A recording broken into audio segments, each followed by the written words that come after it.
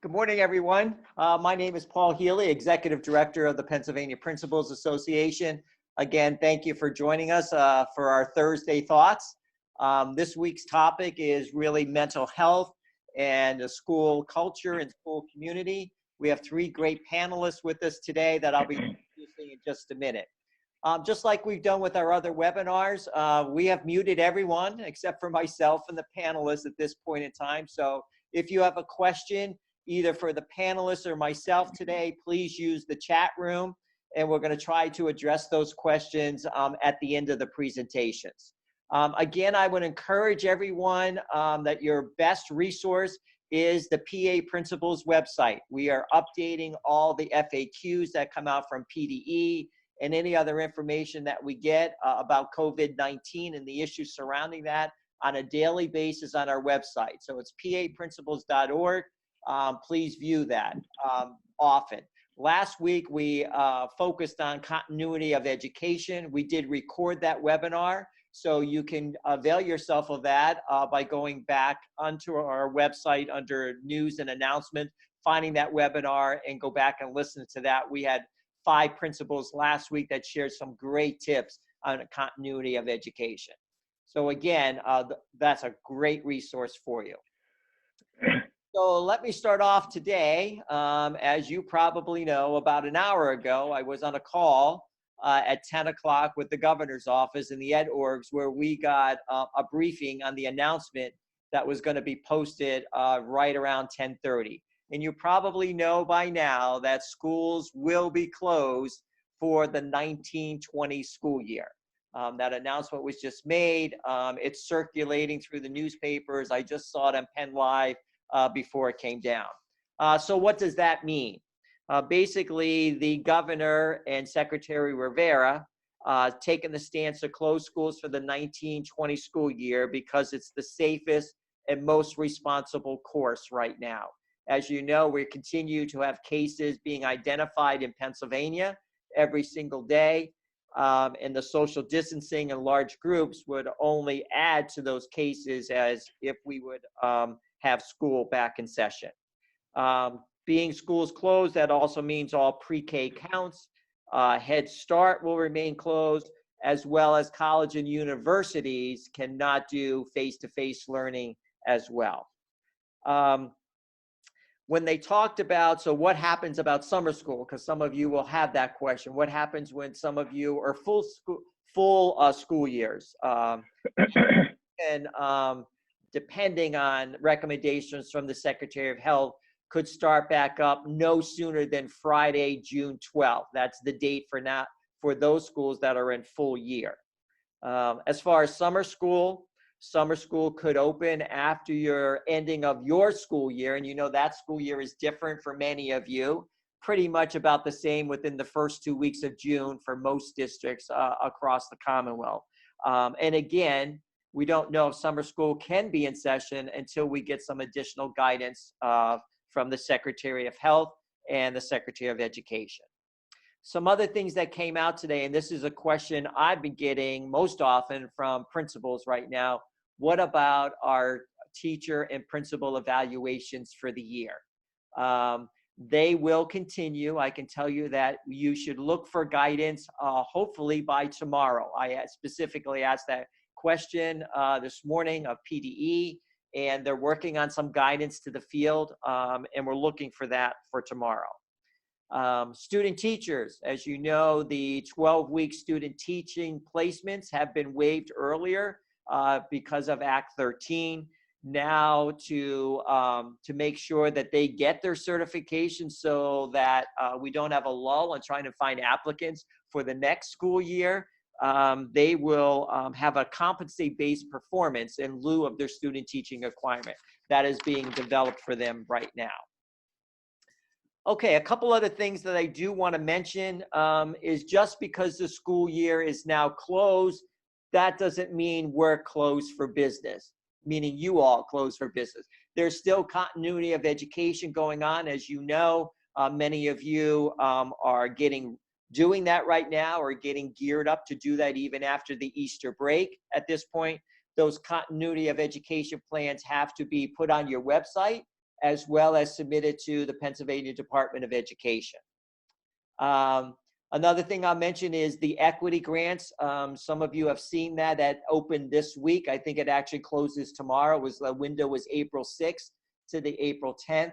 Those equity grants are for technology, materials, things like that. And I'm sure you've been talking about that in your district at this point. One of the other big questions that we're getting is fingerprinting. There are some districts right now that have some people that need to get their fingerprinting requirements. I will tell you that the word that we're getting is that people should look to get that fingerprinting done. They've opened, to our knowledge right now, about 40 sites across the Commonwealth of Pennsylvania. So people should not wait thinking just because we're closed down, they should not get their fingerprints.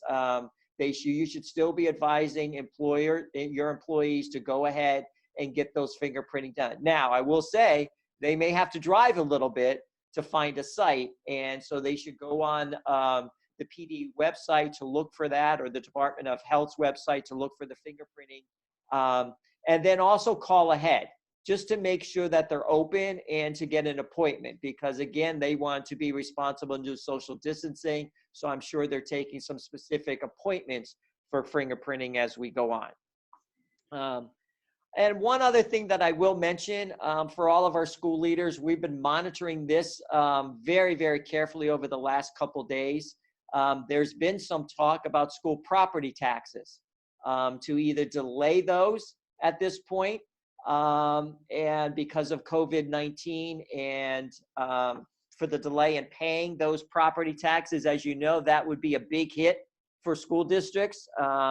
We've been working as educational organizations to send our response to the legislators. We don't think that's a great idea. So stay tuned. We may have to put something out where we're asking you to call your local legislators, and if this gets put onto the floor for a vote, so that your voice is heard, so your district voice is heard, to say no to that legislation going forward. So those are the main updates since last week. Again, use the chat room if you have any questions, but I really want to turn to our panelists so that they can share their great ideas with you this morning. So first up, representing the elementary schools today is actually one of our board members, Teresa Pierce. She's a principal in the Corey area school district, Corey area primary school. So I'm going to turn it over to Teresa. Welcome, Teresa. Hi, everyone. I'd like to first of all give you a little background. I am the West 1 Elementary Regional Director, and the Corey area primary school is where I am a principal, and we are in the lower corner of Erie County. So some of our students come from Erie County, some from Warren, and some from Crawford County. So we're a little unique in that way. My building is only pre-K to grade 2. So I have around 500 students between the ages of 3 and 8. So we're very young, and we're kind of like the pseudo parents for them. So this is a unique situation. Our teachers are very connected to their students and their families, and the families are very connected to us. So, and we want to make sure that we're continuing that connection. So when it comes to the mental health, we actually have an in-school mental health program that is based in our school. It's called the CSBBH program, and that's the Community School-Based Mental or Behavioral Health, And they come in to our school, they work with families, and they work with children.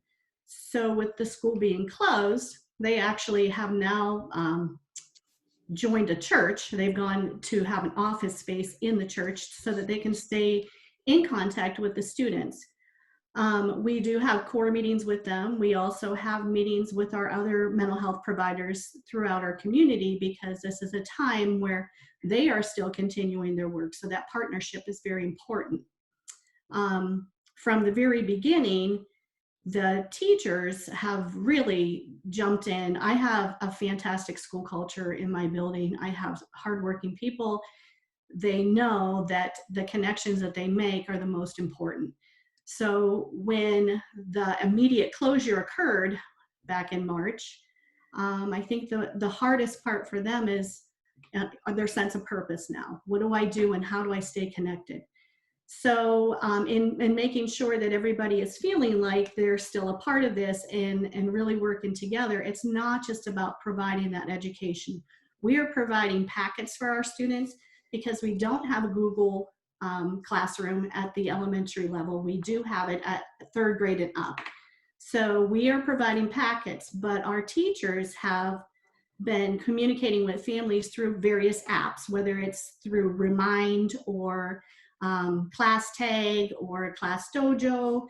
They each have a way of communicating with families. When this started, they reached out to the families to say, hey, I want to continue this, but I also would like you to bring your child in when we have these meetings, whether it's a written meeting or a quick video. They have now started doing morning meetings through these apps. They've started doing a share day, joke of the day, activities, little science experiments that they've shown some of the children. So they try to do these little quick videos, which I think some of the apps, it's only 2 minutes. Some of the apps, it's up to 6 minutes that they can do a video. Checking in with the families, sending emails to our frequent flyer families that really need some extra help. We set up some food for many of our families. We do distribute lunch and breakfast for our families. There's a drive-through that we can, give it out twice a week, but we also have families that need more. They have numerous family members living in a home. They don't have food. We're working closely with the Salvation Army as well and the food bank to make sure that they're getting their food. And we're also connecting services for some. We've had a family that's had an incarceration within the family. So we've worked with the rest of the family to make sure that their mental health is okay, they're getting what they need, and they also have housing concerns. So all of those things are worked through either through me, and I actually work with my guidance counselor, or the mental health services that we have, just to make sure that everybody's getting what they need. As you know, our teachers need some mental health services as well, but not through especially agencies. It's more of giving them that support, letting them know you're still valuable, you're still important, your students and your families miss you, and they do want to hear from you. I know this is really hard for you because we spend more waking hours with our young children than some of the families spend, because they are with us until 3 o'clock in the afternoon. They go home, they have dinner, they get ready for bed, and they're in bed maybe by 7 o'clock with as young as our children are. So we're like the parents to them during the day. So that's been very hard for them to not be able to see their children. We are down to roughly 20 students within our building that we have not been able to personally reach out to. We've either called, sent emails, went through the apps, but we are continuing to work through that, even having the guidance counselor and the nurse reaching out to them to make sure everything's okay. So I think the most important thing that we all can do is just be there for them, the teachers, the staff, and the students, and reach out where we see somebody not either participating in the education that we're providing or not participating in what we have for our families in place. So thank you, Teresa. So if you have specific questions for Teresa, we're going to address those later, but put them in the chat room now, and we'll get to those a little bit later. Thanks so much for sharing all of those ideas. So representing the middle school is Dr. Nick Indeglio. He's also one of our board members. He's from Downingtown School District, Downingtown Middle School, coming to us, I think, from Hawaii this morning. I'm not sure, but he'll let us know that. So Nick, I'll turn it over to you. Fiji Islands. I figure Yeah. we're gonna go Polynesian as much as we All right. can. Nice to see everybody. Thanks for joining us today. I am the proud principal at Downingtown Middle School. We are in Chester County, PA, outside of Philadelphia.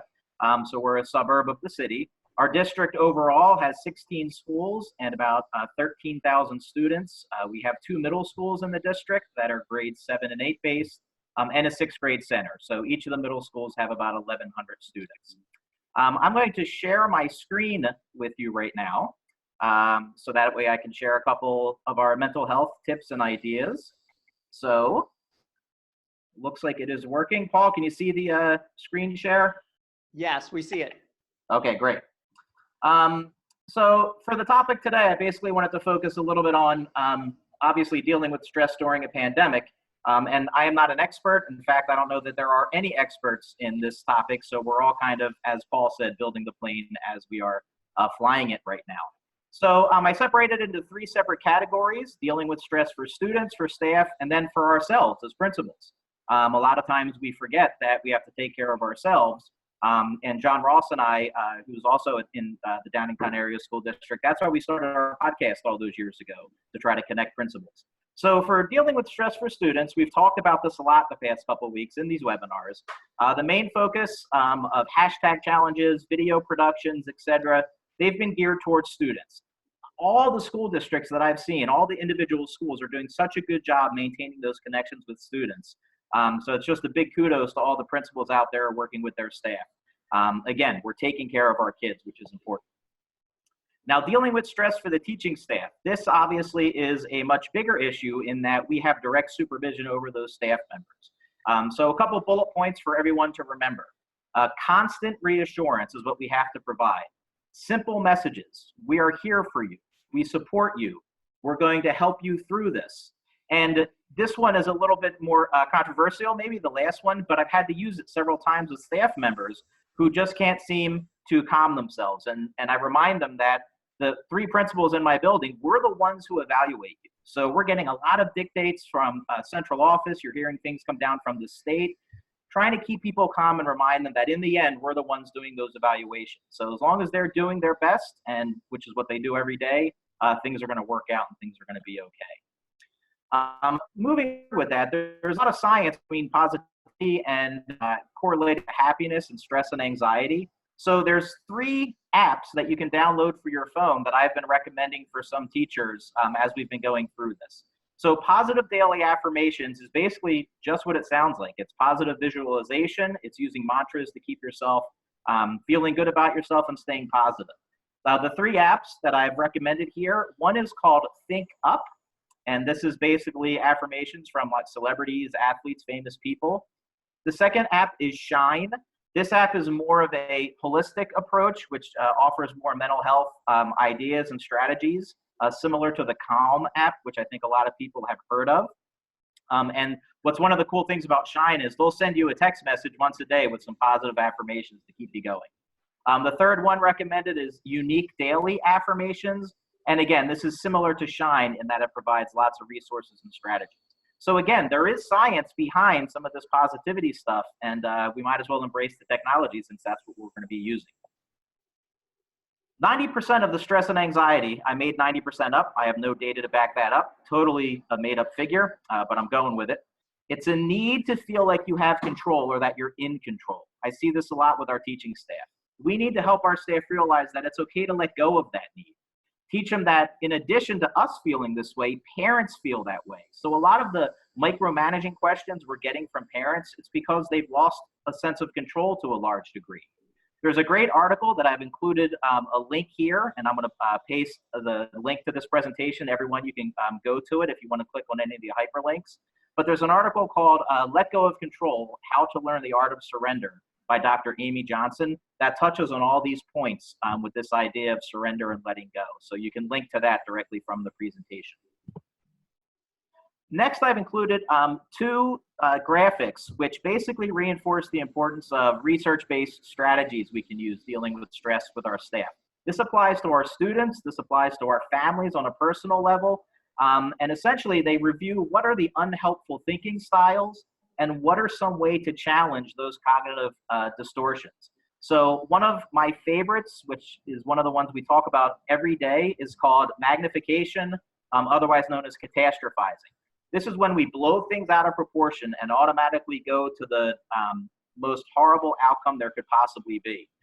Oftentimes our teachers do that, oftentimes our kids do that, it happens in families.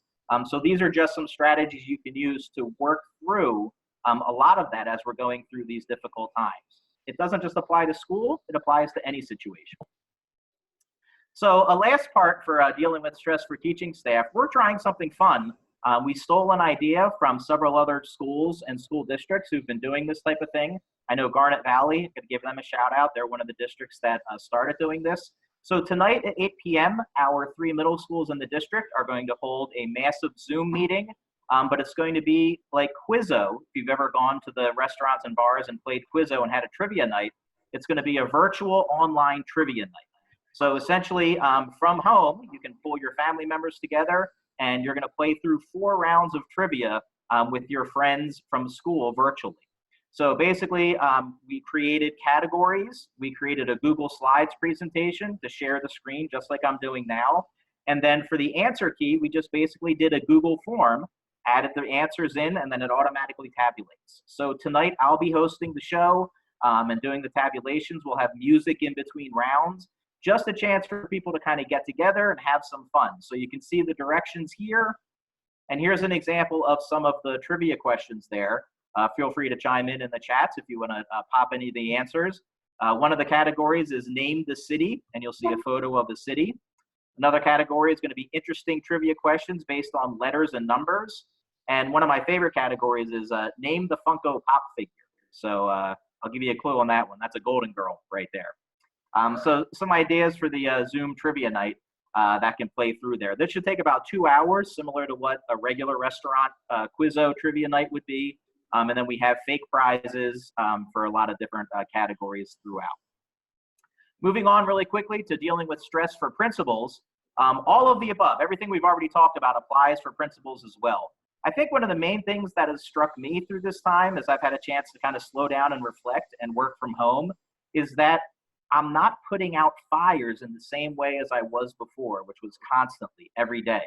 There's advantages to that. There's time for us to actually reflect and do a little bit more of the things that we never really get to do in our roles as principals. So here's just a couple other stress tips dealing with principals, some things we've tried. How about trying an easy meal service for lunches or dinners? Stressed out about going to the supermarket, you don't feel like cooking? There are services which provide fresh, they're shipped fresh, they're really great tasting. All you have to do is heat it up in the microwave. 3 of those services I have hyperlinked here. They're called Freshly, Fresh and Lean, and Muscle Meals to Go.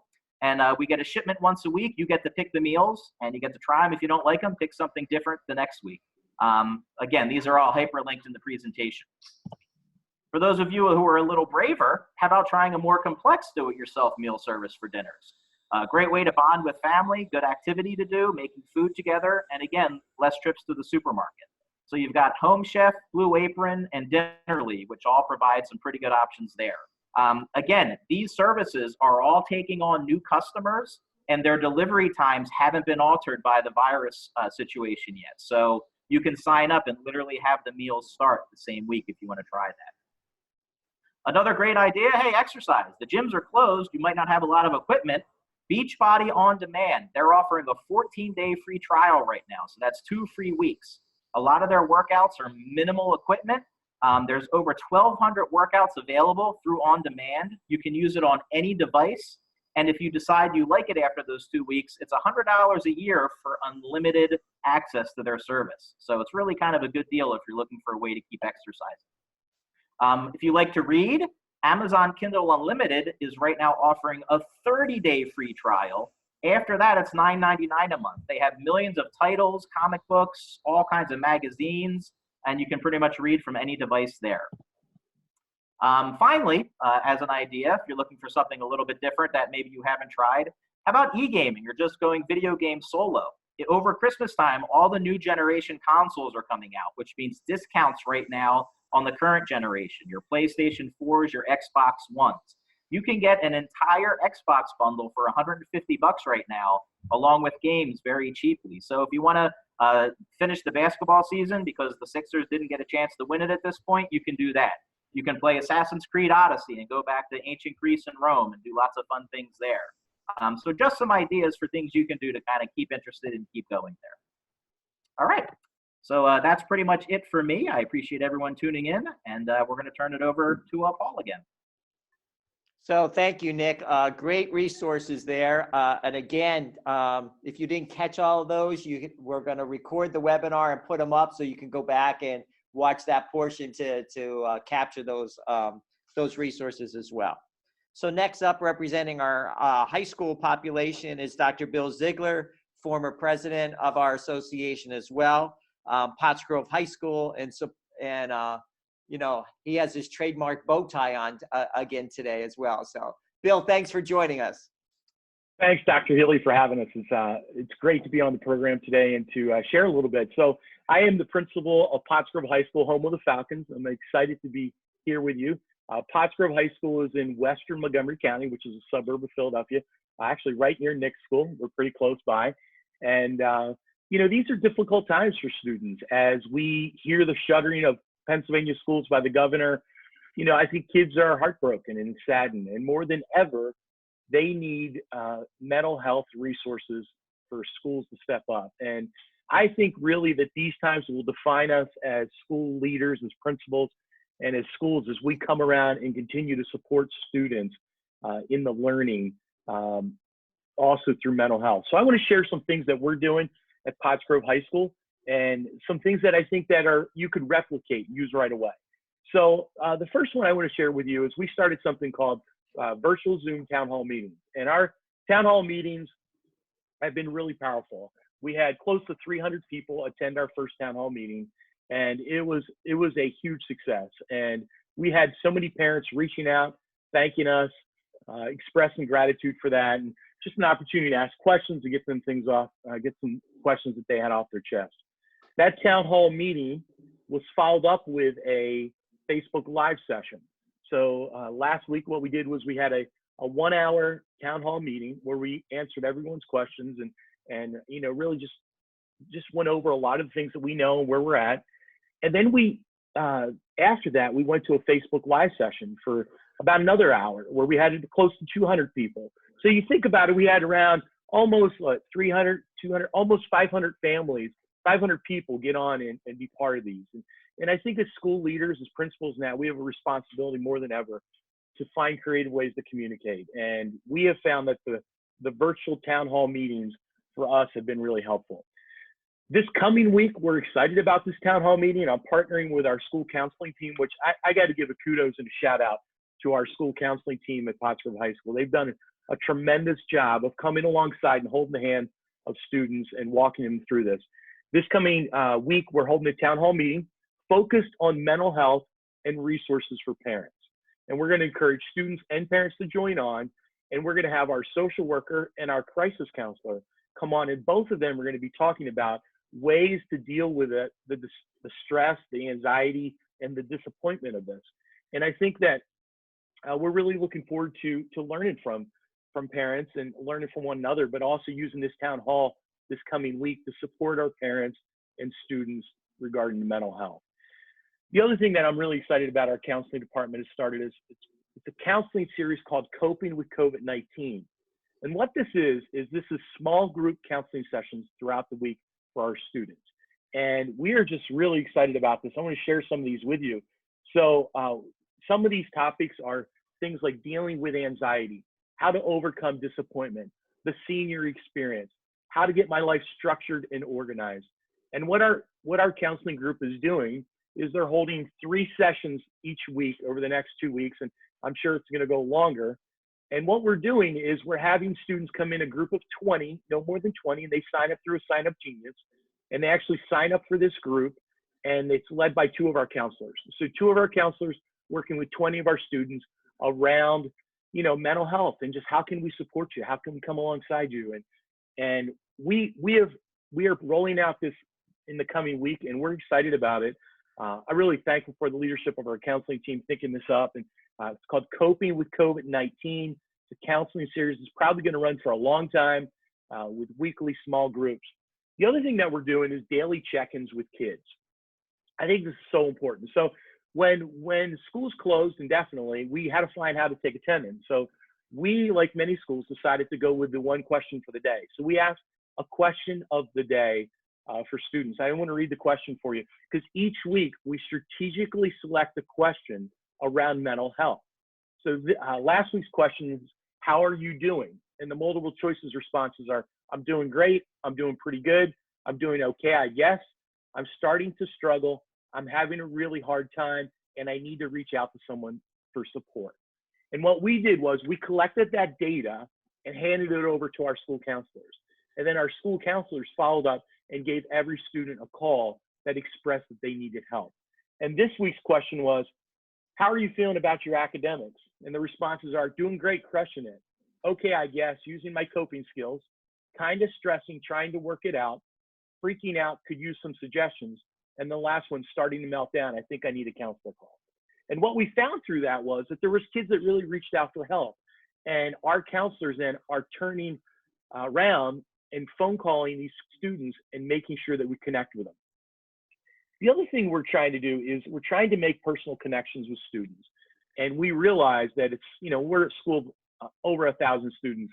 It's difficult to do that. But what we've done is we used our hourly staff people and some support staff within our building to call every single one of our special education students. So we're using our para educators because we know that academically these students, you know, they have special design instruction, they need some extra support. So we're really putting in a piece there to update and connect with our special education students on a daily basis. So we actually reach out and call them regularly, which I think has been tremendous of our staff to do that. The other piece to it is that our counselors are reaching out and giving personal phone calls to any student that they know that struggled throughout this year.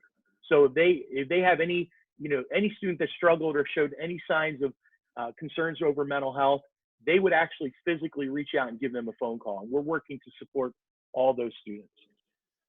The other thing I think that as educators we need to do is provide parents resources to reach out to now that when the schools close, what can they do? Because I think about like kids in general, students in general, they find so much that the school is their source of strength and their source of, you know, going and getting inspired and uplifted. And sometimes when that's not there, they can struggle. So we've opened up resources like the Montgomery County Mobile Crisis Unit.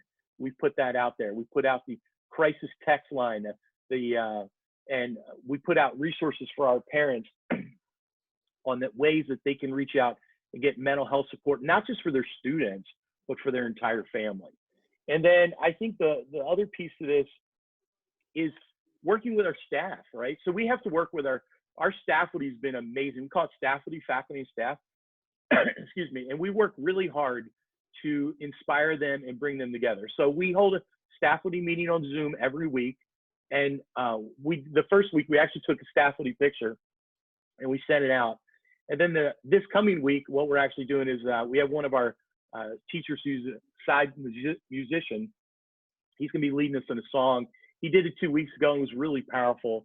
Just finding ways to connect. And as principals, we are committed to calling a department each day and making personal phone calls with teachers.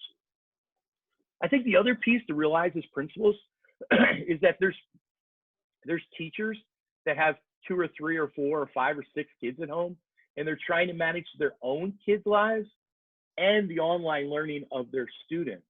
And what we found is, you know, I shared with our teachers balance is everything. And it's important to, at a certain time, close that laptop and go and support your family. And what we ask of our teachers is that they check in morning, lunch, and afternoon. And what I said to them is, just because the students are working till 10 or 11 o'clock at night doesn't mean you need to. So set boundaries, set personal boundaries so you can refuel and recharge, because we're in this for the long haul. This is a marathon, not a sprint.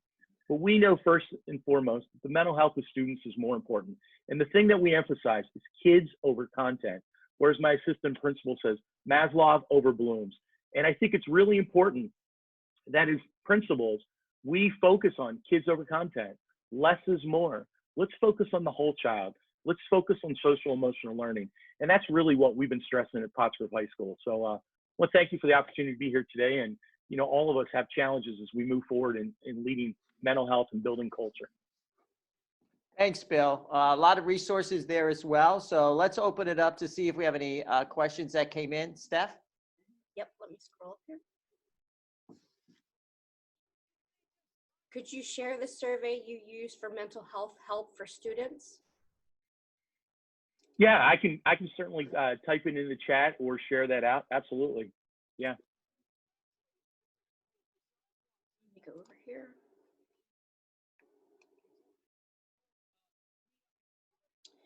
Here's the question. What about those in a principal's certificate program? Have those hours been waived? Yeah, so the question was in reference to people in a principal cert program and their hours in their Act 45 or 48 hours. That had come out before. Those hours will be extended for anybody in a principal cert program. Just like when you may remember several years ago where everybody's window got extended for 1 or 2 years, the same thing's going to happen again. So you won't have to worry about those hours right now, and we'll be getting some more guidance from PDE on that issue. That looks like that's all the questions at this point. Okay, anything else from our panelists that you want to share? Just some final thoughts? You know, I think, Paul, just as I close out, I think as we need to think about the mental health of students and staff, we also need to consider the mental health of ourselves as principal. And I like what Nick shared about just maintaining our own mental health. Get out. There's nothing wrong on going for a walk in between Zooms, because I don't know about you, but I'm zoomed out sometimes. It feels like I'm 6 or 7 hours on Zoom meetings, and I get tired and exhausted because our job's not one where we sit, right? We are usually up and moving. So get out, exercise, spend time with your family, and do something that's going to increase and strengthen your mental health. Yeah, that's really so important. Many of us find ourselves sitting in the same seat for hours on end, taking calls or in Zoom, and we forget about, ourselves. You need to get up and move and get out there. I know yesterday I just got my bike down from the rack, put a new bike seat on it, so I'm ready to go. But now it's raining, of course, here. So hopefully tomorrow. That's right. Anything else, Nick or Teresa, at this point? I would agree with that. Remember to take care of yourself, because we're always taking care of everyone else, and it seems like we're in overdrive now. So it's really important to take some time to shut that computer down and really take care of yourself a little bit. And just lean on each other. This is something like this. We all shared some stuff that maybe sparked an idea or reinforced stuff you're already doing to make you feel good. I loved, Bill's quote, the Maslow's over Bloom. Great article that was just out was talking about putting relationships first with kids, content a distant second, and grading and all the other stuff a distant third. So, that's I think a big piece of it. So any questions you guys still have about any of this stuff, just reach out. We're all here for you. Yeah, and we'll make their contact information available. So if you have a specific question for one of them, just send it our way, and we'll put you in touch with them as well. I want to thank Teresa, Nick, and Bill once again for volunteering their time to be on another Zoom call today to share their resources and expertise. It was really wonderful to do that. I want to remind everyone else, that have been a part of our webinars, please visit our website often. We continue to update information that we get from any department, as well as our ed organizations on our frequently asked questions as well. And again, for all of our school leaders out there, people are going to turn to you to lead in these trying times. And you all have stepped up to do that. And on behalf of the Principals Organization, I want to thank you for that. Thank you for your dedication. And thank you for your continued support of your families and your communities. It's just been wonderful to see, just seeing the creativity and the innovation that's happening in reference to the continuity of education has been, really, really wonderful as people are connecting all across the Commonwealth. So for all of you, happy Easter, happy Passover, stay safe and stay healthy. And hopefully you can join us next Thursday as well. Take care, everyone. Thank you. Bye-bye.